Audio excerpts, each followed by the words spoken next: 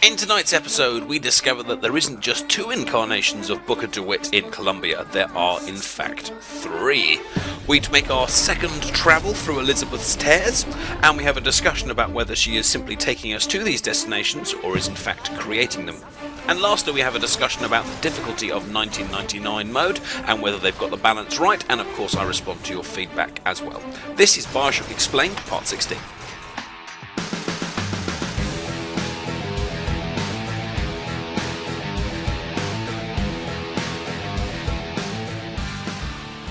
Greetings, welcome back to Bioshock Explained, Part 16. My name's TheAdipose, and the whole purpose of this series is to explain the plot and to discuss all the connections with the characters, so there will be spoilers from the very start. She can make a change, can't she?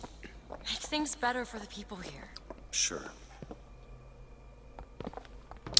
So the character of Daisy Fitzroy, as we've discussed in previous videos, is about to go through the change, and by that I don't mean menopausally, but I mean characteristically. Up until this point, she is the hero. She is the anti-Comstock, in that she appears to be the only hope that these people have. But unfortunately, as we're about to see, she ends up being just as bad as Comstock, unfortunately, if not worse. And last time I raised the question about whether in fact there are any good guys in Bioshock, and some of you guys replied and kind of effectively said nope. To another version of this room that doesn't have any tools in it. Well, if the tools aren't in there, Then they must be back at the shop. Booker, if we go into this Terra, I don't think there's any turning back. Are you sure you want to go now? Well, just before we go through this little tear, can I just check for goodies and lovely things, like this bag of silver eagles?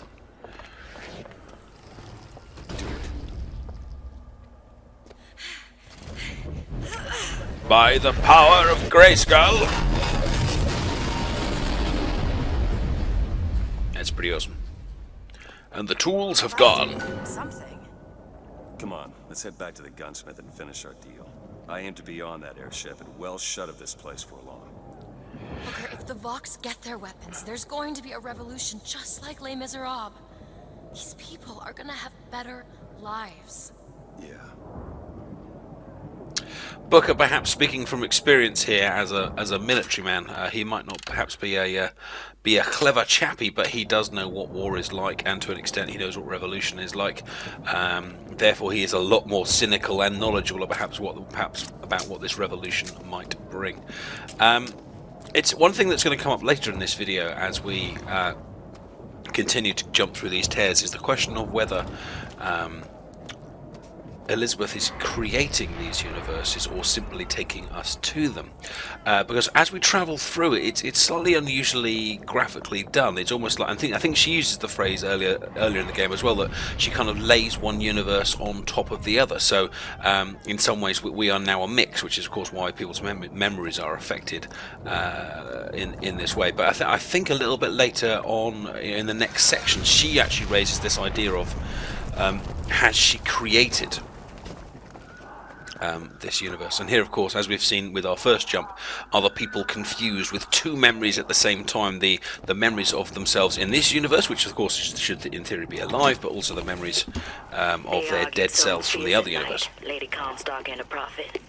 Could never make out what it was about from my bunk, though.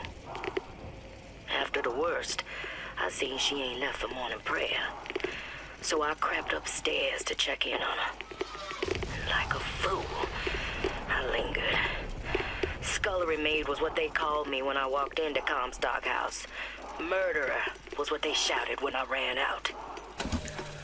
For an uneducated scullery maid, she speaks very well. I love that little slogan, that transition in her character as she very eloquently describes how she ends up in that situation. Things can change, Booker, and we can be a part of it. I don't want to be a part of it.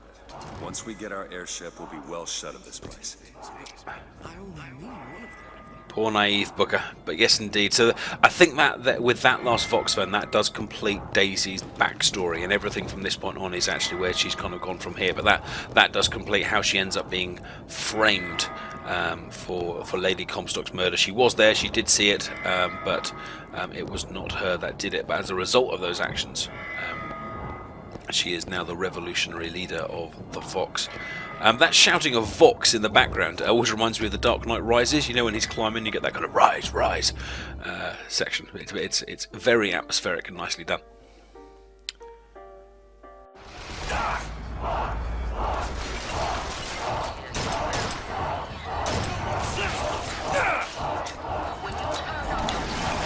Whoa, let's see if we can get ourselves up a little bit higher.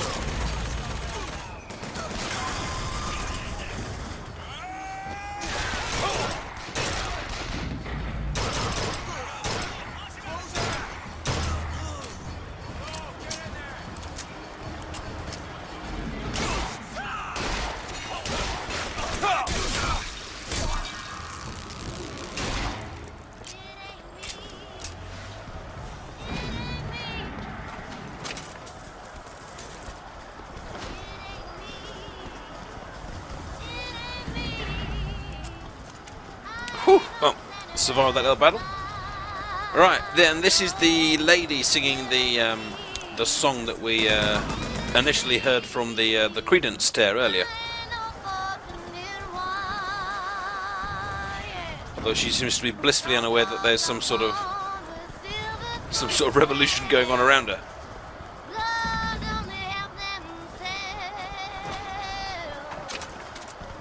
So the tables have truly turned in this universe. The Vox are in charge. The hero of the Vox. Yeah. What are they talking about? Look at that poster. In this world, you're a hero. Yep. I remember I led the Vox. Slate and I burned down the Hall of Heroes. Booker. Your nose. Hard to think. Just two memories in the same Booker, place. come back to me. We're going to find Daisy Fitzroy. And we're getting out of here on the First Lady. Let's go. Okay, so obviously there's loads to talk about here. I mean, we've changed universe for the second time in the game, but the third time for Booker. But this time we have our memories have merged with another Booker from this universe, a Booker that had a different life and a different an association. Hence why the poster says so. This poster wasn't us, and yet of course it was us. And Booker's memories have merged with that, hence his confusion and of course his nose bleeding. Now, who are the enemies here? Not entirely sure who I'm meant to shoot on this side.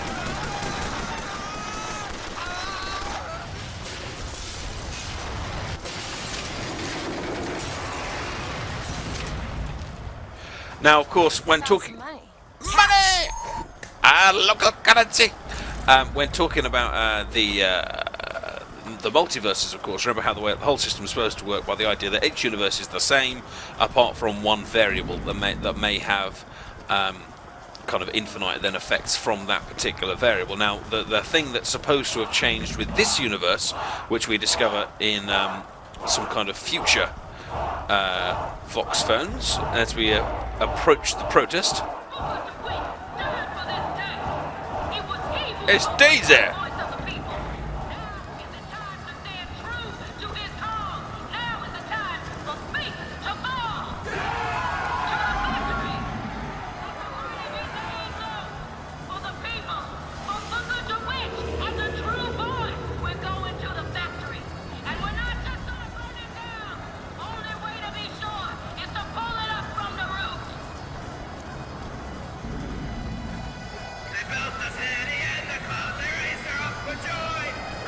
Well, hooray for me, quite frankly. Let's just loot ourselves with the money, and I think we saw some gear around here. And we shall help ourselves to some more health. Thank you very much. Perfect. So the difference, yes, as we discover from some later Vox phones, the difference appears to be that in this universe, Comstock made a tactical change of decision. Instead of leaving Elizabeth in the siphon, where she was protected by the Songbird, in this universe, Comstock decided to take Elizabeth to Comstock House, which is where we meet Comstock himself at the end of the game. Now, Elizabeth being situated over there in Comstock House gave the Booker DeWitt of this universe no real way of getting to Elizabeth. So This in world, you are a martyr. These indeed, folk need a better class of hero. When it comes down to it, the only difference between Comstock and Fitzroy is how you spell the name. and of course the only difference between Comstock and Booker is perhaps how you spell the name as well. Anyway, so in this particular universe, Booker was unable to get Elizabeth from the siphon because she wasn't there. Therefore, he needed an alternative plan, and the alternative plan he came up with was to join with Slate, because remember originally we do get offered to join Slate and we say no.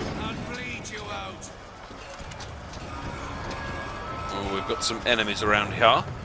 But in this universe he has to join with Slate, and therefore ends up joining with Daisy as well. So the Booker of this universe is a fully paid up member of the Vox. Oh dear, they dropped in. Sniper, get down! Of the Vox Populi, or the Vox Populi, which I've never been able to pronounce that one properly. And then everything kind of spirals from that. Unfortunately, of course, the Booker of this universe is dead.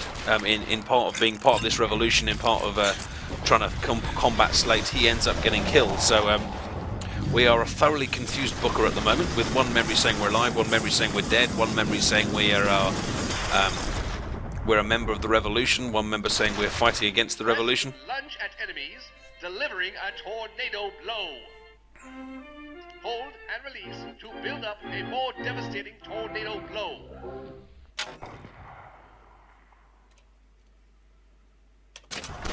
Okay, we shall try the tornado blow.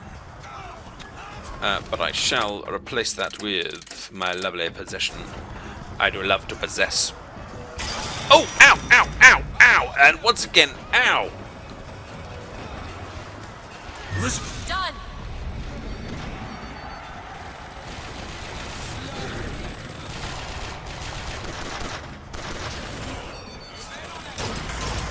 Something soon.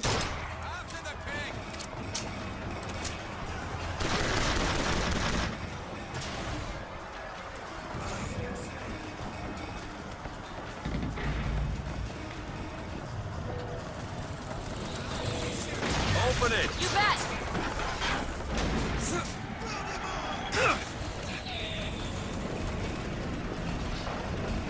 There's the strike. Come on, give me the movement. It was there. Damn it.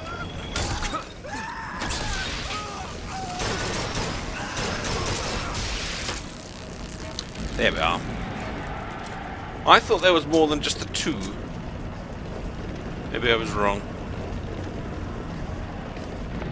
Because I thought I saw another guy run across. Maybe they shot each other for reasons unknown to myself. Dangerous measures. Dangerous times indeed.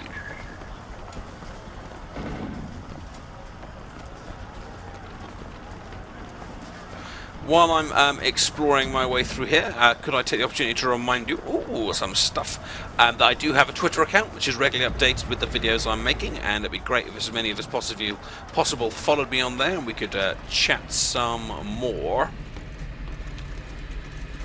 And salt money. One of you guys on the comments has been pointing out, I mean, how is there so much poverty in this place when clearly there's money all over the place? It's in the bins, it's on the floor, the people just leaving their purses left, right, and centre. I mean, clearly, we know it's a gameplay technique that it's lying around so we, the player, can pick it up. but there is a certain kind of... It doesn't quite ring true that everyone's walking around desperate to get jobs when in fact there's money just laying on the floor. The streets are literally paved with gold, as Dick Whittington might say. Yes, we did it. Hell yeah. I don't know if I brought us to a world where the Vox had weapons. Or I created one. See, now that's an interesting idea. Because the whole principle that we've talked about so far is that these multi-universes already exist. And with the whole lighthouse scene at the end, the idea is that these universes all exist.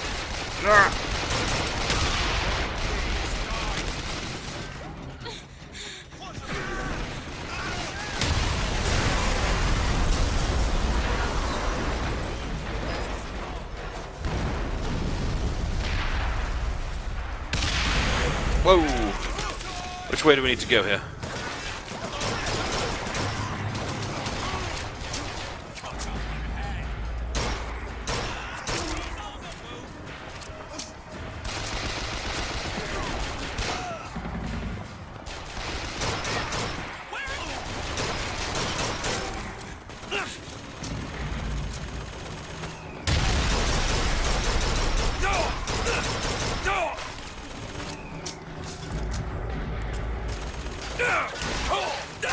Ow, ow, shield, shield, shield.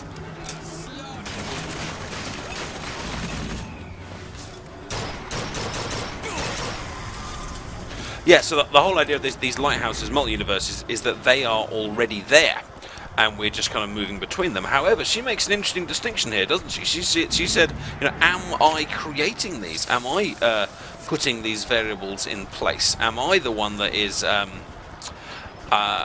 bringing these whole universes into existence where before there was not universes? Now, if that is the case, that makes her a far more powerful creature than the first alternative, because effectively then she has kind of control over destiny. And there is that interesting method by which the universes... Am I not supposed to be going through the factory? Where do I go? Oh, is it back to Chen Lin? Because now he's got the weapons. Nope, not Chen Lin. Oh no! There's Chen Lin. He's dead. No, this is not what I meant to have happen. Elizabeth, They're dead, Booker. come on. Let's leave this place. Let's go to the factory and get our airship. This isn't our responsibility, none of it. You just opened a door to this world and we stepped through. Are you sure, Booker? Did I just bring us to a world where Chenlin was alive, or did I create it? I told you I always thought that my little trick was a form of wish fulfillment. I got my wish. I'd be interested to hear your guys' kind of comments on this idea about whether she's creating these or whether she is simply travelling us between the two, because there's quite a lot of implications on this idea that if she's creating them, because this universe goes wrong for her, doesn't it? I mean, she ends up kidnapped eventually and forced to do what Comstock wants her to do, which clearly wouldn't be her intention.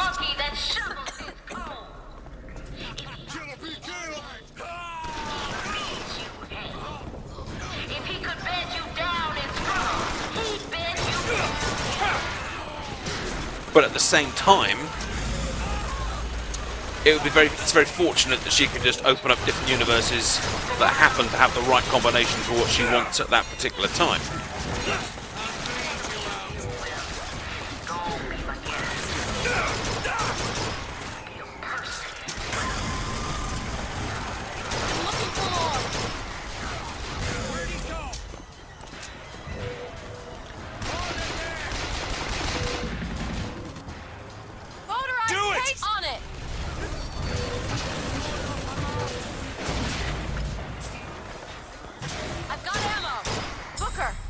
Thank God. Oh dear, I really am lower now. I have been doing too much shoosting.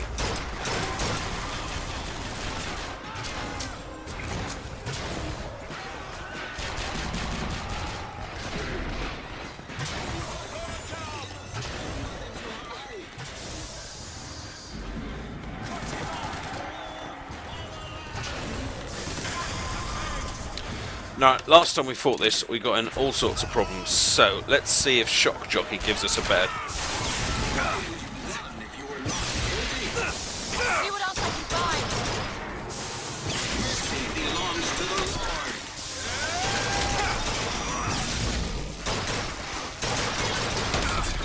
Now!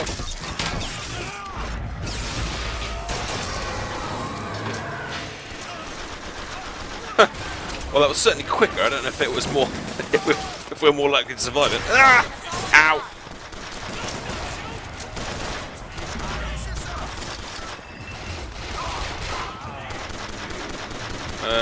That didn't work.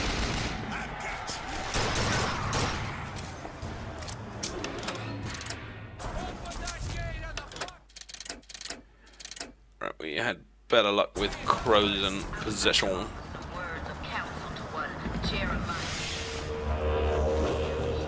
Excuse you.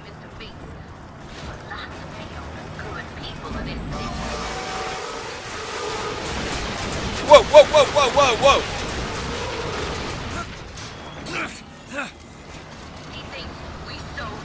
You can't get that door open unless someone takes that airship out. Well, I guess that's someone. It's gonna have to be me.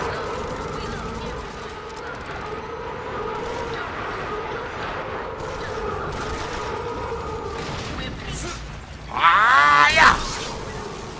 Need to sabotage the engine and bring this thing down.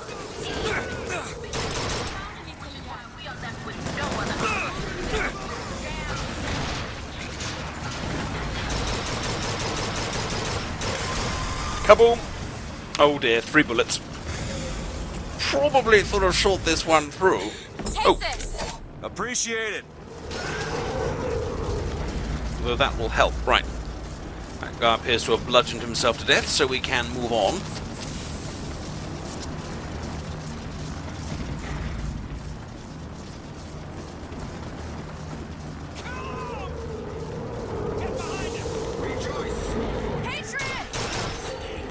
Really?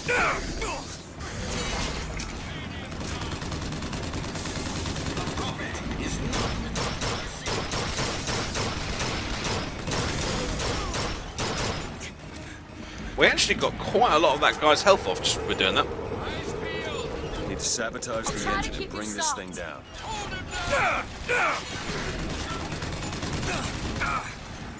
What? Come on, get him! No, don't kill me, don't kill me.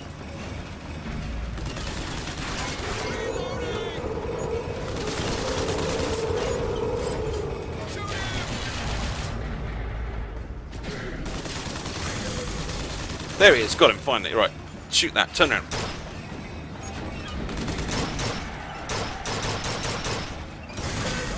No, not the idea.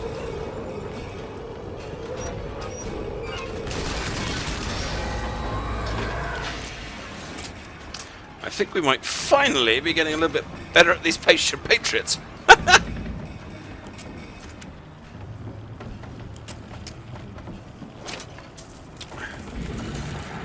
Should we give this a good old yank? Okay, now to get off this thing.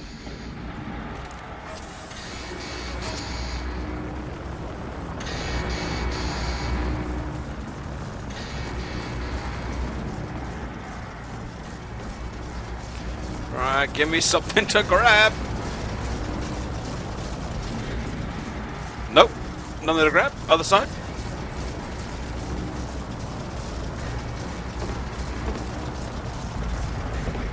If I jump off this, I don't actually remember how I got off this in the original. Do I just vault off?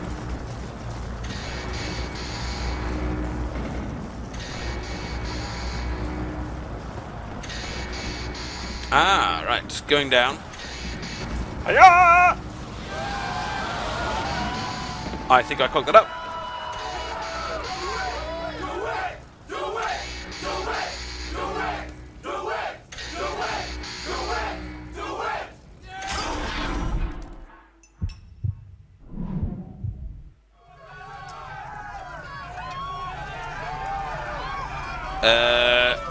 I think I might have found a glitch there.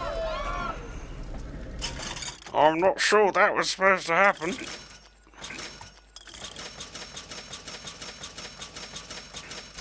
Well, let's assume... let's assume that we fell off the... Need money? Catch! Always. And you're standing in the fire, dude. Get out the fire! Let's assume we fell through that. In my previous video, I was commenting that Elizabeth always seems to... she never gets shot, just runs through things. We just ran through the fire there. But one of you guys pointed out in the comments that one of the Vox phones clearly states that anyone that harms Elizabeth will be fed to the bird. So perhaps she isn't protected from their shots, but just more that they're very scared of hitting her and make absolutely sure that that she is okay. Which I think is probably a far more plausible explanation. Alright, so we're heading towards Fink, where of course it's always work time. It says a lot again about the ideology of the people that live here, that we've got work, leisure, very, very small. Prayer, of course, needs to be very, very big. Training and sleep is absolutely minute, which can't be healthy. Booker, that was amazing. Thank you. Come on, Elizabeth. Let's go find Daisy in the factory. The gates are open! Now let's take their heads! Yes. Now, in previous videos, of course, we have discussed the nature of the rebellion and the nature of rebels and the nature of how often the revolutionaries can end up being more bloodthirsty than those they seek to oppose. And this, of course, is the part of the game where that starts to take shape. The people we are fighting with are exceptionally bloodthirsty, and none so more than, unfortunately, Daisy herself.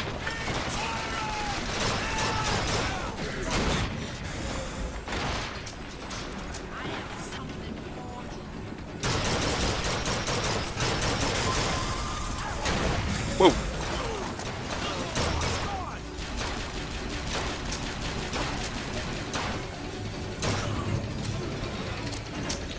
I'm probably tempting a ridiculous amount of fate here, and I'm probably now going to get shot in the head for saying this, but I haven't, apart from the Patriots, which, as you've seen, have kicked my butt almost every time, I haven't found 1999 mode that hard.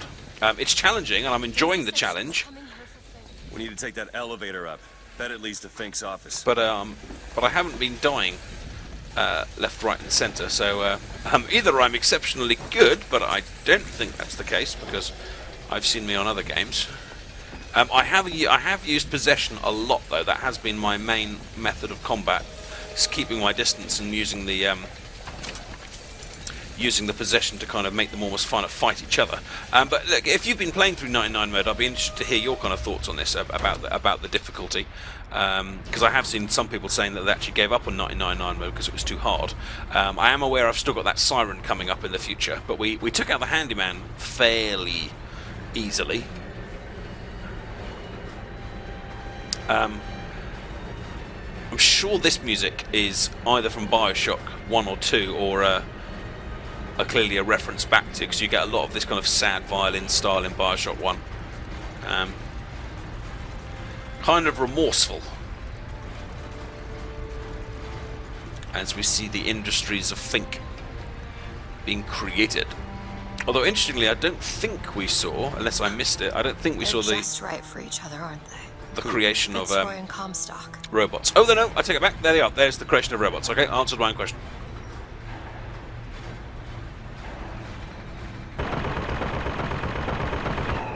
Maylin? Mr. Lin? My God, I was so set on getting to Paris. I didn't really think that You couldn't have known this would happen. I had a role in this catastrophe. If you want to pretend that we're purely innocents in this, then that's your prerogative, but... Hello? Hello? Okay, you fix your hair, and I will see what's up with that. Hello? Fink? How's your face? Saw you die, Booker. Saw it with my own eyes. Fitzroy. Listen, I got you your guns. I'm here for my airship. But my Booker DeWitt died for the Vox Populi. You either an imposter or a ghost. My Booker DeWitt was a hero to the cause, a story to tell your children.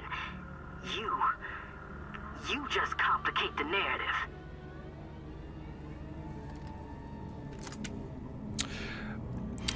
Her dialogue's a bit weird, isn't it? Like, she almost seems to know instantly that he isn't her Booker DeWitt. She doesn't entertain any kind of alternatives, and instantly kind of knows that he is Booker, but not her Booker. Which either implies that she's got some sort of knowledge of these things, or it's just a lucky guess or assumption. I heard you. So I guess this is now the moment where the Vox will turn against us as well for complicating the narrative, which is perhaps a little harsh for messing up a story ever so slightly.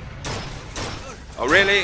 Look, I've taken down robots, I've taken down handymen, I've taken down an airship, and I very nearly got off it. Oh, hello. Welcome to the Circle of Value. Ooh, gear! I never saw that gear in my first playthrough, and it's actually letting me pick this one up. That's crazy. A 30% chance a melee target becomes possessed.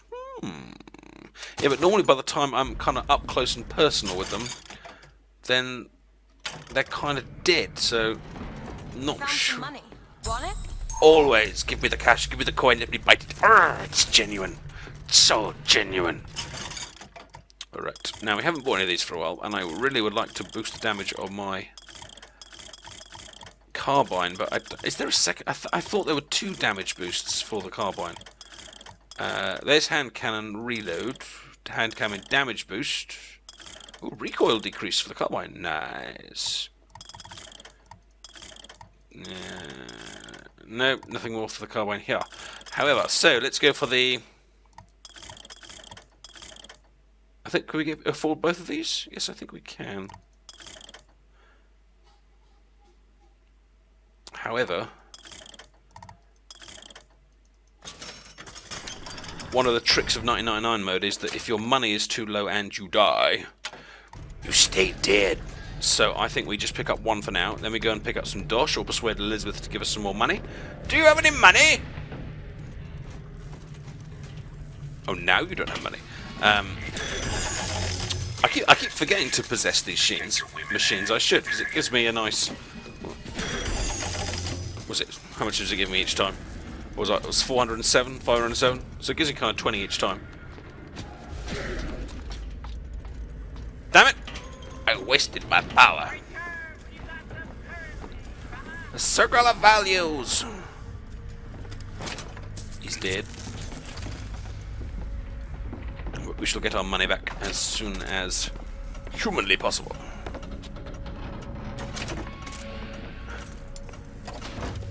Good. Keep our locksmith riding high. Allow us to open all the safes and doors we come across. Ooh, gold bars. Thank you very much. Oh, of course, we've got the bank coming up at some point, which will give us millions and millions of dollars. Because I appreciate value. What's this? Undertow.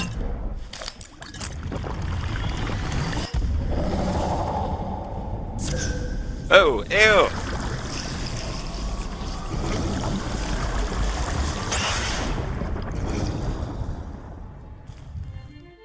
Press to wash away your enemy. In the flood. Hold to grab enemies, and release to reel them in for punishment. Part octopus, part wave. Just like my mother. But I do love a bit of possession. Nothing quite like those spiritual exorcisms that we perform with relative ease. Oh, hello, there's a diagram of Songbird. What have we got here? Problem adapting to low pressure, still causing pressure sensitivities. Well, there's a massive bit of foreshadowing, isn't there? Didn't spot that one on my first playthrough, but there you go. That's why he had problems when he falls into the water. When we initially fall off the siphon, he hurts himself and runs, and of course his eventual demise is all to do with low pressure. So, hey, Elizabeth, read this stuff over here. It'll help. Alright, Finky. These holes have shown me yet another wonder, though I've yet to see the application for it. They illuminate a merger of machine and man that is somehow the lesser yet the greater of both parties. The process seems to be irreversible. Perhaps, though, Comstock will have some need of this kind of thing to keep watch in that tower he is building. So there's our kind of little bit of a history of the Songbird. It's designed by Fink through the use of the tears. I think we've talked about this before. But of course, the big question, of course, is who is the Songbird? Because he did clearly say there, amalgamation of man or creature and machine. Lock-picking skills to work. So will the DLC explain it, or is it always designed to be a mystery, or perhaps it's? I know a lot of you viewers have got the history of Bioshock, whatever it's called. You know, the book that gives us the more info behind it. So if you know more about the identity of Songbird or have any theories, then do let me know. Now, I think this is probably going to be a good place to end our little playthrough. We've just about hit the half-an-hour mark, and I want to have plenty of time to talk about what is coming up ahead. So thank you very, very much for watching. Do subscribe if you haven't already, and please give the video a like if you wouldn't mind. And don't forget about the Twitter account as well. Take care, and I'll see you soon for more Bioshock Explained. Bye-bye.